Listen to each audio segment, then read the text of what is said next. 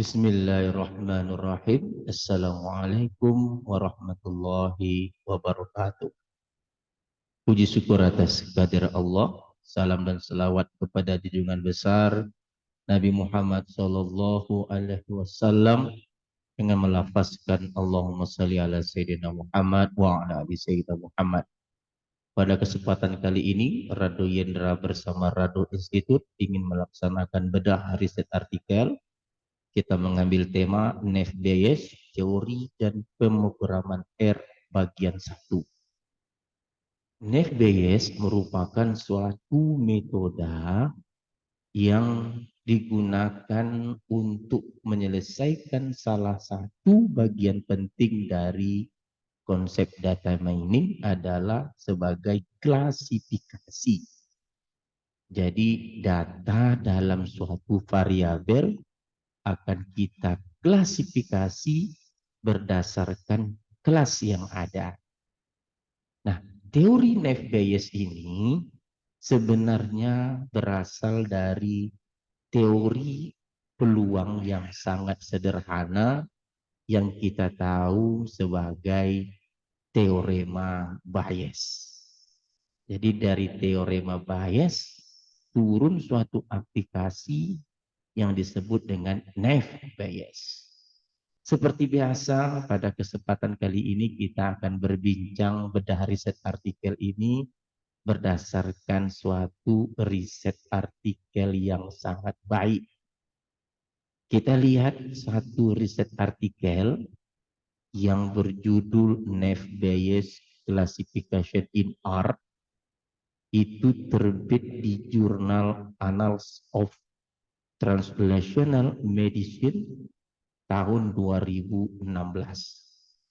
Dalam riset artikel ini terdapat suatu formula sederhana untuk Neff Bayes di mana peluang A bersyarat B itu sama dengan peluang B bersyarat A dikali B dikali peluang A dibagi dengan peluang B.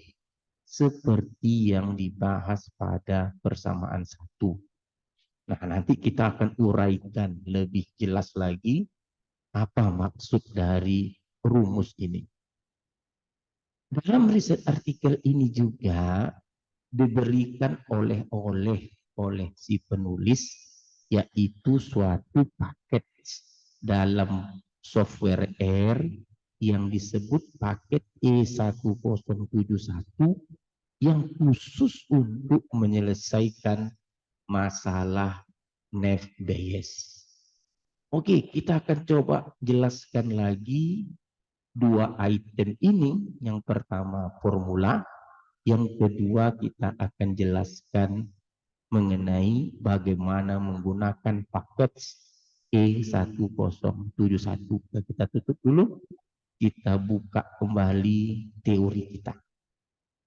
Oke, dalam rumus persamaan 1 tadi diberikan suatu rumus Neff Bayes, yaitu peluang A bersyarat B sama dengan peluang B bersyarat A dikali peluang A dikali peluang B. Dalam beberapa riset artikel, peluang A bersyarat B ini disebut sebagai posterior. Kadang-kadang dia disebut dengan posterior.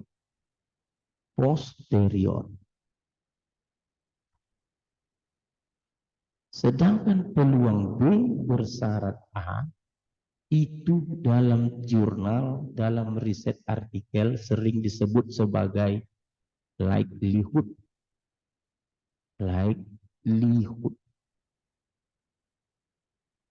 Sedangkan peluang A itu dalam riset artikel disebut dengan prior.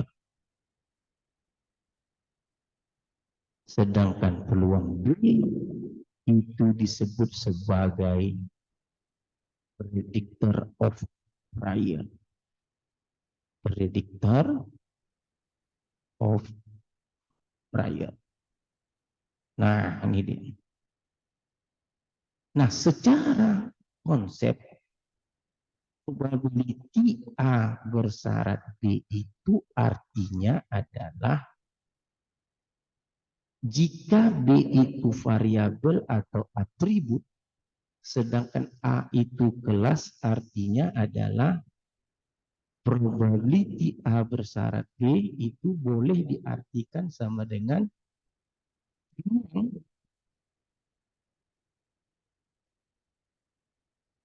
variabel atau atribut,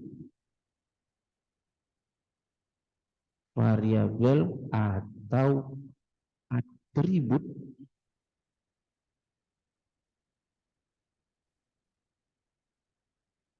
dapat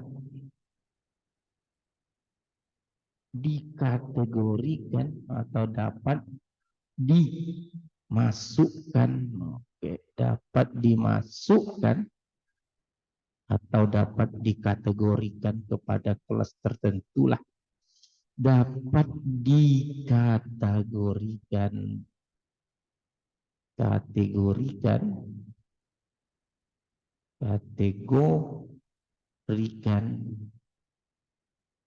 pada kelas tertentu, pada kelas tertentu.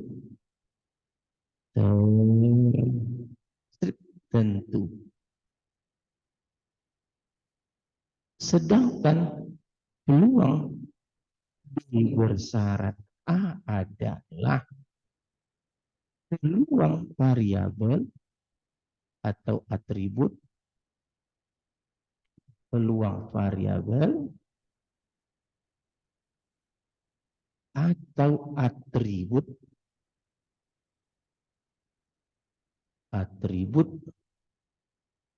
dalam kelas tertentu, dalam kategori kelas tertentu, kategori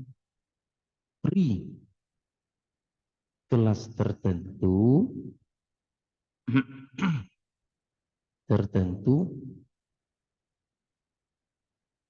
dari data yang diberikan. Nah, ini kata kunci ya nih.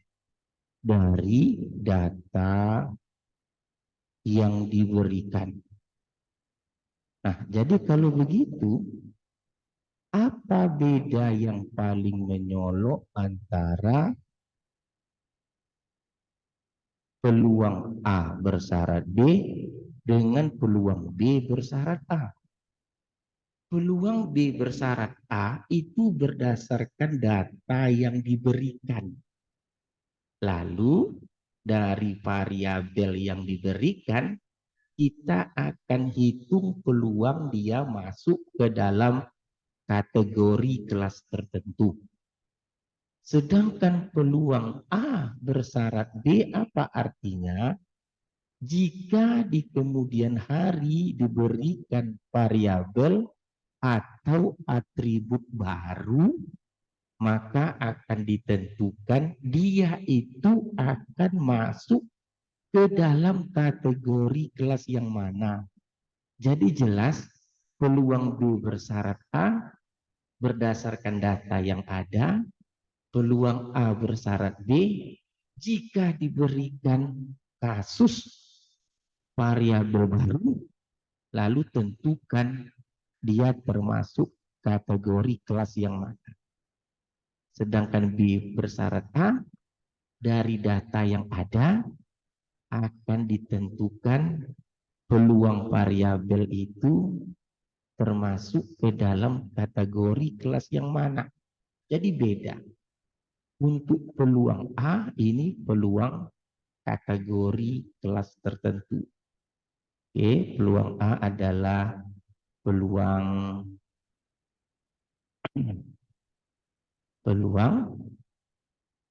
kategori suatu kelas. Kategori suatu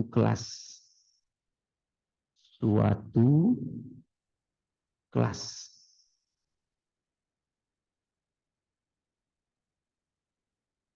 Nah, ini dia jelas sekali teorinya. Sedangkan peluang B adalah peluang predictor of prior. Nah, untuk lebih menjelaskan lagi teori ini, kita lihat suatu kasus contoh soal. Ada variabel weather, variabel atau atribut weather. Terdiri dari 3 kategori, sunny, overcast, and rainy.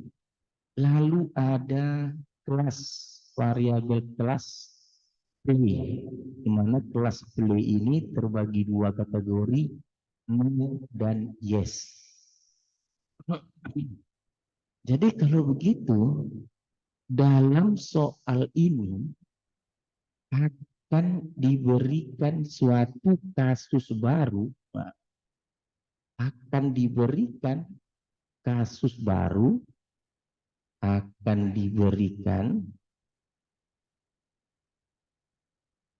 kasus baru,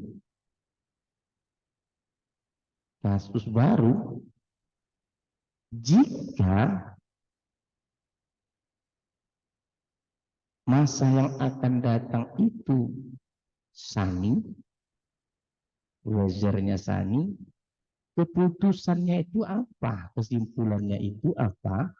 Apakah bermain atau tidak bermain?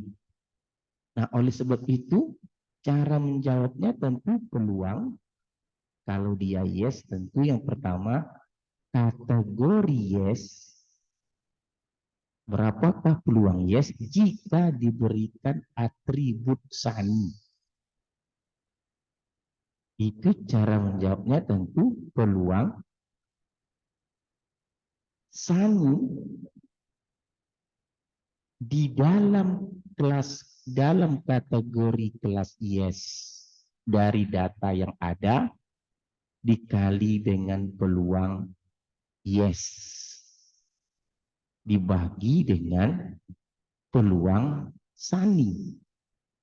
Ini untuk yes.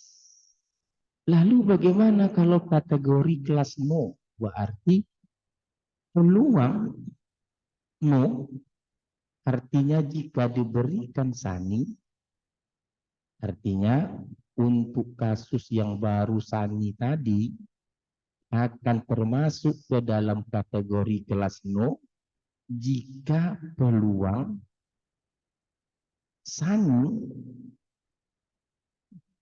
dalam kategori kelas no dikali dengan peluang no dibagi dengan peluang sunny.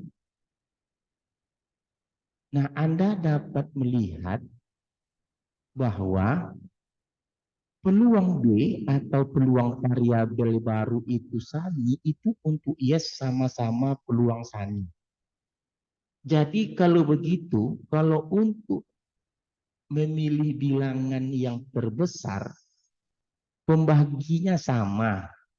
Tentu dapat kita abaikan contoh misalnya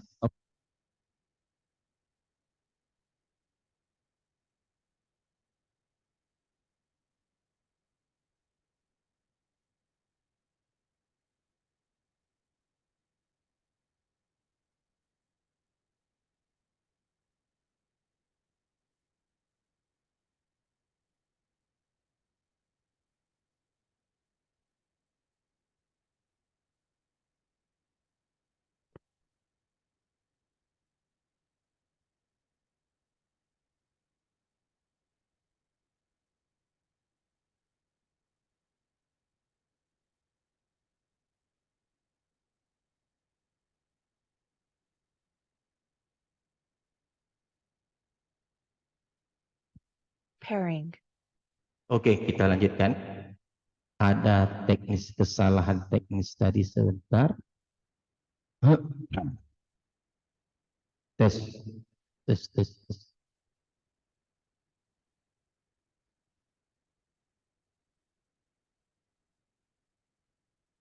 Tes, tes, 1, 2, 3.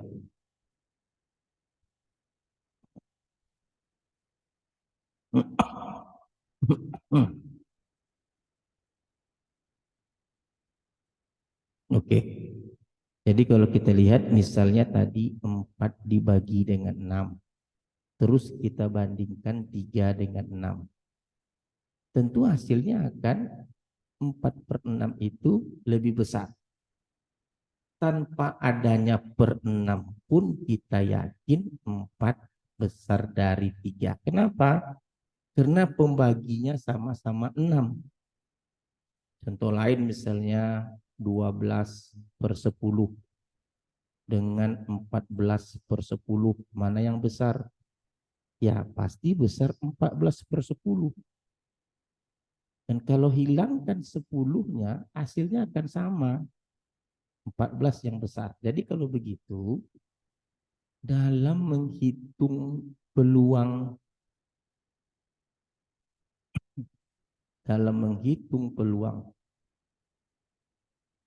yes diberikan Sani dan peluang no diberikan Sani, itu akan sangat baik jika peluang Sani kita abaikan.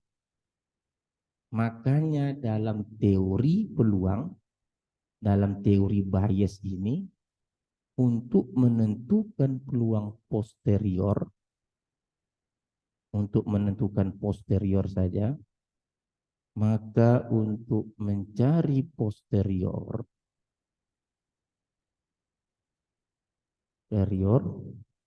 cukup likelihood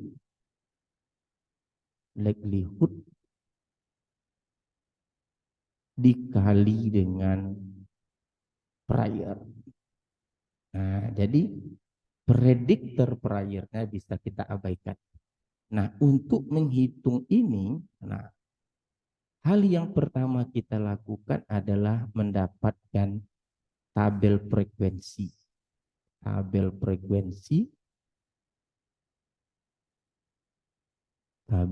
frekuensi. Apa itu tabel frekuensi? Kita lihat kategori dari variabel tadi ada ada sunny, ada overcast, ada rainy. Kita bagi 3 dan kelasnya itu ada 2, yaitu ada yes, ada no. Nah, kita tinggal hitung dalam tabel, dalam soal sunny yang yes ada 1, 2, 3. Jadi sunny yang yes itu dalam tabel ada 3. Sunny yang no, kita lihat sunny yang no itu ada 1, sunny yang no ada 2. Berarti sunny yang no ada 2. Lalu untuk overcast yang yes. 1, 2, 3, 4. Sedangkan yang no tidak ada. Maka di sini 4, di sini 0. Rainy yang yes. Jadi kalau rainy yang yes, mana dia rainy yang yes? Berarti ini 1, rainy yang yes. Rainy yang yes 2. Rainy yang yes ada 2. Sedangkan yang no ada 3. Nah, ini dia. Nah, setelah kita dapat ini, kita lihat secara total yes itu 9, secara total no itu ada 5. Jadi kalau begitu, untuk menentukan peluang yes, ini tentu ada 9/14. Semua datanya 14, sedangkan peluang plus no itu ada 5/14. Selanjutnya untuk menentukan peluang Sani bersyarat yes, itu kita lihat Sani bersyarat yes. Ini Sani ada 3. Bersyarat yes, yes-nya 9. Berarti Sani bersyarat yes itu adalah 3/9. Jadi peluang yes. Oke, ini yang kita cari posteriornya.